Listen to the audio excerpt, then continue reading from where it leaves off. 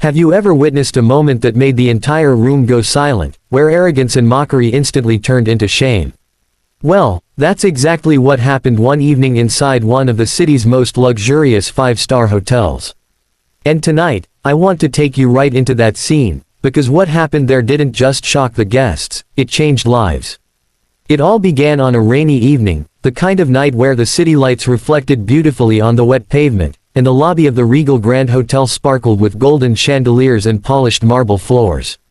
This was no ordinary hotel, it was a place where only the wealthy, the powerful, and the glamorous dared to walk in. The staff was trained to perfection, every smile rehearsed, every gesture calculated to make the rich feel richer.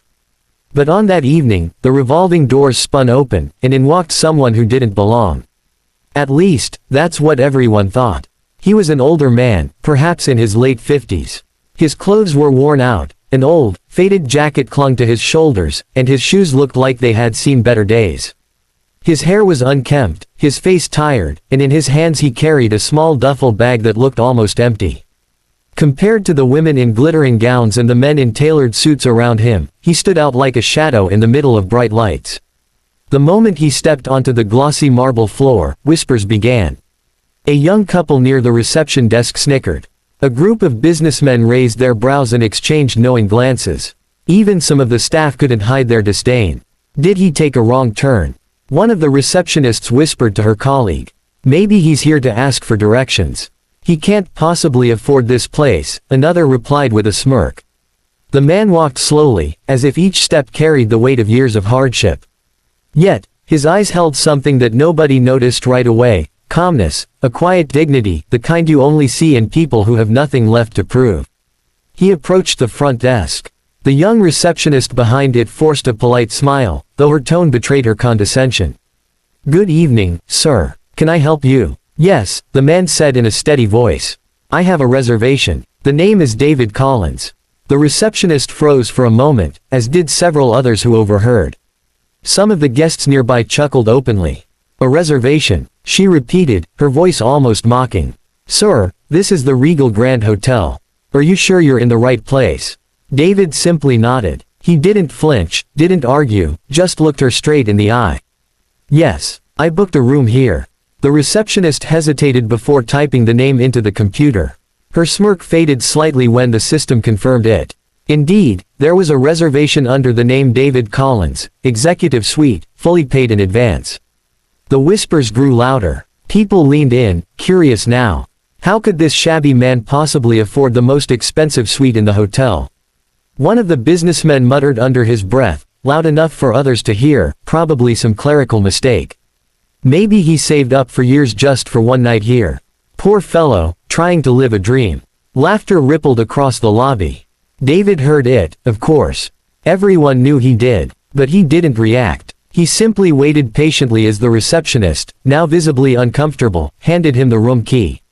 "Your suite is on the 25th floor, Mr. Collins. Enjoy your stay," she said, her voice shaky. David nodded, took the key, and walked toward the elevators. His footsteps echoed in the silent lobby, every eye following him. To most of them, he was just a poor man out of place, someone who didn't belong in their glittering world. But what none of them knew was that David Collins was about to shatter every assumption they had about him. And that night, every single person in that hotel would learn a lesson they'd never forget. The night passed slowly, but not for the guests at the Regal Grand Hotel. Many of them couldn't stop whispering about the poor guest who had checked into the executive suite. The thought of a shabby-looking man sleeping on silk sheets and marble floors irritated some, amused others, and intrigued everyone. Meanwhile, inside the suite on the 25th floor, David Collins sat by the window, gazing out at the glittering city skyline. The room was extravagant, floor-to-ceiling windows, velvet curtains, chandeliers, and a king-sized bed that looked more like a throne than a place to sleep. But David didn't seem impressed. He sat quietly, lost in thought, his hands resting on the small duffel bag he had brought with him. The following morning, the hotel prepared for a grand charity gala. It was one of the biggest events of the year, hosted in the massive ballroom downstairs. Celebrities, business tycoons, and politicians were expected. The air buzzed with excitement, and the staff worked tirelessly to ensure perfection. As the guests arrived in glittering gowns and designer suits, David walked into the ballroom too. His appearance hadn't changed. He still wore the same worn jacket and tired shoes. And just like the night before, people stared.